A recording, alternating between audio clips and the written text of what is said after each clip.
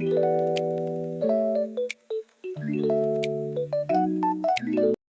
fake degree, a fake identity, a perfect rehearsed script. What does it take to communicate in a world that you don't belong to? Hello everyone, my name is Imran and the film I have chosen for my analysis is the 2019 award-winning film Parasite. The purpose of my analysis is to explore the critical topic of intercultural communication. However, in Parasite, this is not communication between two different countries, but between vastly different cultures in the same city, the culture of the social class.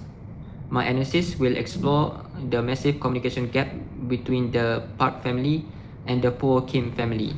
I will explore how the Kim family try to imitate and learn the verbal language and non-verbal language of the rich family to infiltrate their home and secure jobs. Finally, I will analyze how this intercultural communication ultimately fails. I will focus on one key non-verbal cues, which is the smell, which the Park family perceived as crossing the line, which ultimately leading to this film's tragic ending. In Parasite, this intercultural communication is not between two different countries, but between two different social class, the wealthy Parks and the poor Kim family. So the Kim family must adventure to this massive cultural gap.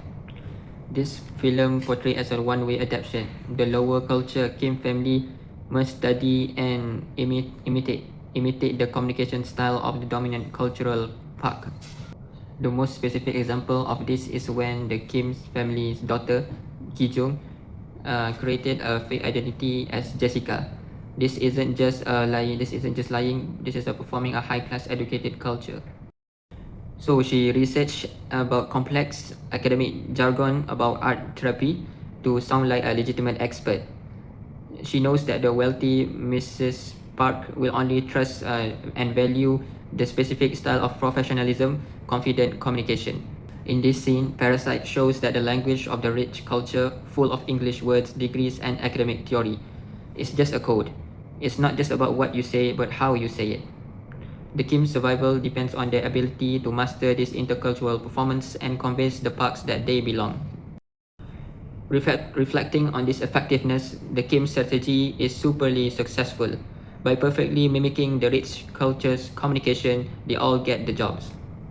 However, the communication ultimately fails completely because intercultural communication is not just about verbal, it is also deeply non-verbal. The critical example is the smell scene.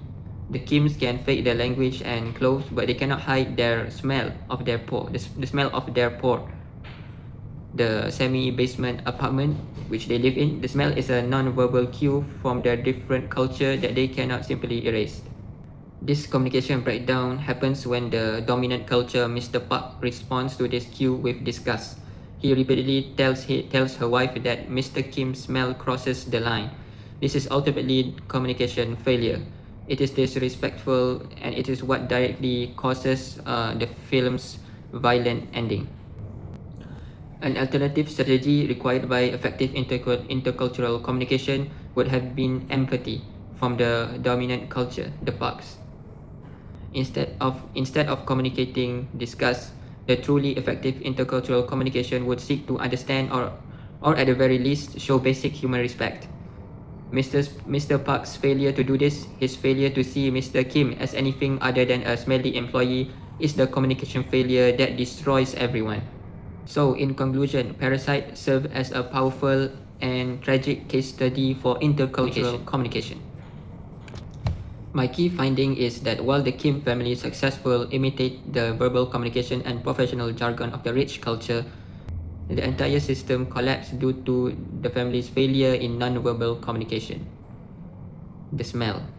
This proved that successful long-term communication is not just a one-way performance, but a two-way street.